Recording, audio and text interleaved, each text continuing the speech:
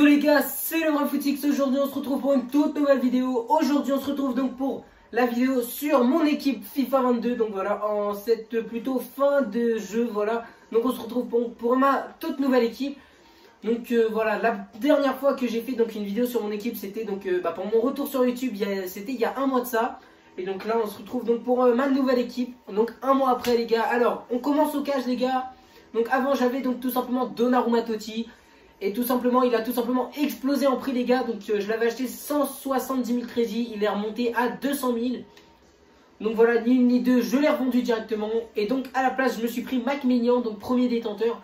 Parce que je me suis dit que voilà, les gardiens, ça sert vraiment à pas grand chose de vraiment investir énormément dessus. Et je trouve que vraiment, Mike Maignan régulier, il fait vraiment le taf. Donc bien sûr, si... pardon, wow. Si avec un peu plus de crédit, je pourrais peut-être prendre la version au-dessus, donc boost, et pourquoi pas même joker hiver, bref.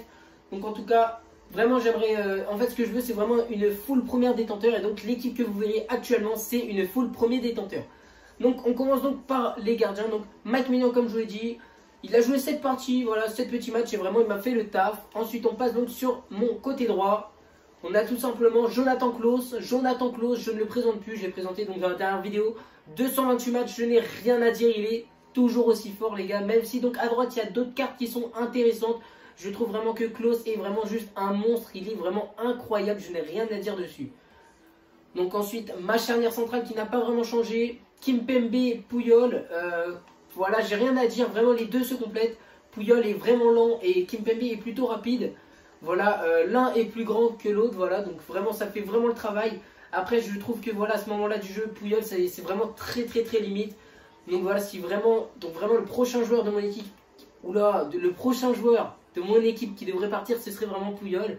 Après le problème c'est toujours le même, quel joueur mettre à la place de Puyol? Parce que tout simplement à gauche, je ne l'ai pas changé, c'est Alphonso Davies, voilà, 270 matchs. C'est l'un des joueurs les plus capés de mon club, enfin de l'équipe actuellement. Et je n'ai rien à dire, il est toujours aussi fort, vraiment je le trouve incroyable, il n'y a aucun défaut. Il est rapide, il est technique, et offensivement il fait le taf aussi. Et défensivement surtout, parce que voilà, je vois qu'il a faible, mais vraiment défensivement les gars c'est un crack. Vraiment défensivement je n'ai rien à dire. Ensuite on passe donc sur mon milieu défensif, donc Seko Fofana les gars, Seko Fofana. Donc j'ai packé donc Headliner, il en valait 1 million, j'ai regardé son prix récemment, je crois qu'il vaut que 800 000. Bref, Seko Fofana c'est une carte Totti pour moi, voilà, il a 80 partout, il a plus de 80 dans toutes ses stats. Il fait encore vraiment le taf, j'ai rien à dire offensivement comme défensivement, il est très bon, je n'ai vraiment rien à ajouter dessus. Ensuite, Matteo Guendouzi, son prix a tout simplement chuté, je l'ai packé, il valait 300 000, maintenant il en vaut 100 000 et encore. Matteo Guendouzi les gars, donc premier détenteur encore une fois, 165 matchs joués. J'ai eu du mal au début avec, c'est pour ça que je jouais plutôt Zakaria Headliner. Mais finalement voilà, donc pour des raisons de collectif, j'ai dû jouer Guendouzi et j'ai vraiment, petit à petit, j'ai réussi à m'habituer à son style. Parce que je le trouvais vraiment assez faible et il tombait facilement, donc voilà. Mais bon, maintenant il a sa place dans l'équipe, il est vraiment très fort Matteo Guendouzi, je n'ai rien à dire. Ensuite, on passe à mon petit dernier, donc Philippe Coutinho, les gars, que j'ai packé donc dans ma vidéo gros pack opening, FUT Fantasy, donc Coutinho qui vaut actuellement quasiment 3 millions de crédits. Donc voilà, comme vous voyez, non échangeable, premier détenteur. J'ai joué 8 matchs, 6 buts, 5 passes décisives, je n'ai rien à dire dessus, il est tout simplement trop fort. Juste des fois, et j'avoue que on s'éclate un peu avec, donc il y a des dribbles qui passent pas tout le temps, et j'avoue que moi je fais que dribbler avec, il est vraiment beaucoup trop fort. Je trouve par contre qu'il tombe assez souvent dans la surface de réparation les gars, et vraiment je trouve que équipe 99, je trouve par contre qu'il se laisse tomber, je sais pas, il a vraiment du mal à rester debout. En tout cas, au début il avait des petits problèmes de finition, c'est pour ça que je vais ajouter le petit style. Mais bon, ensuite on passe à mon trio d'attaque avec donc sur le côté de droit, Amine Gouiri les gars, 36 matchs, 16 buts, 9 passes D. Il est vraiment très fort, voilà, même à ce moment là du jeu. Je vais ajouter un petit style catalyseur parce que niveau passe c'était juste. Donc voilà, il remplace donc Messi. Voilà, donc Amine Gouiri, rien à dire, 1m80 et offensivement il fait le taf. Et vraiment, je trouve que niveau frappe enroulée, il est vraiment au niveau de Messi. Vraiment, je n'ai rien à dire dessus. Il est aussi fort que Messi sur les frappes enroulées. Il est plus rapide que Messi. Il a autant de tirs que lui, donc forcément il a pris sa place, malheureusement. Ensuite, à gauche, les gars, Neymar da Santos Silva Junior, voilà. 86 matchs joués, 31 buts, 20 passes D. Il est incroyable et je trouve qu'il est donc vraiment meilleur, les gars, que son régular. Voilà, Neymar régular, c'est vrai que bah, déjà maintenant il vaut rien, il vaut 80 000, les gars. Mais c'est surtout qu'il est vraiment tout simplement incroyable, ce Neymar-là. Il est rapide, il a du tir et physiquement il tient. Alors que l'autre Neymar, pour moi, se laissait tomber, il avait moins de physique, moins d'équilibre. Voilà, donc il avait déjà moins de vitesse et moins de tir. C'est ce qui m'a fait c'est vraiment à cause c'est grâce à ces stats plutôt que j'ai fait ce SBC. On passe ensuite à mon buteur, Oussem Aouar, Joker hiver, 262 matchs, 221 buts, 112 passes décisives. C'est vraiment sur lui que je peux compter à mon attaque. Voilà, et donc il joue buteur. Et il est tout simplement très fort. Je n'ai rien à dire sur Oussem Aouar. Il est vraiment incroyable et il bouge pas de mon équipe parce que vraiment il est vraiment très fort.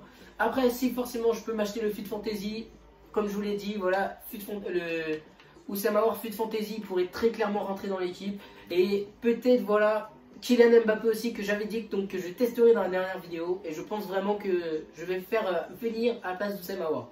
Même si, pour moi, il reste très fort. Ensuite, donc, on passe sur le banc de touche, les gars. Donc, sur le banc de touche, on a tout simplement Karl Toko et Cambi Rouge. Mesut Ozil, Rodrigo, que je trouve très fort, les gars. Rodrigo, très fort. Ozil, je n'ai rien à dire, c'est un crack aussi. Donc, je le fais un peu moins rentrer parce que maintenant, il y a Coutinho. Mais Rodrigo, par contre, je le fais souvent rentrer à la place de Oussem Aouar parce qu'il est plus rapide et il a plus de tirs que lui. Ensuite, Torreira, que je fais souvent rentrer aussi à la place de Puyol en défenseur central parce que Torreira, voilà, il a des bonnes stats de vitesse et surtout des très bonnes stats de défenseur. Et il a un peu de dribble, donc franchement, avec Kimpembe, c'est pas mal. Kanté, que je fais un peu moins rentrer. Diaby aussi, maintenant qu'il y a Rodrigo, Diaby, je le fais moins rentrer. Et Zakaria, c'est quand même mon petit chouchou, voilà. Zakaria, si je pouvais, je le mettrais titulaire, mais bon, l'équipe ne rentre pas avec. Mais voilà, Zakaria pour moi est l'un des meilleurs milieux défensifs centrales de ce jeu.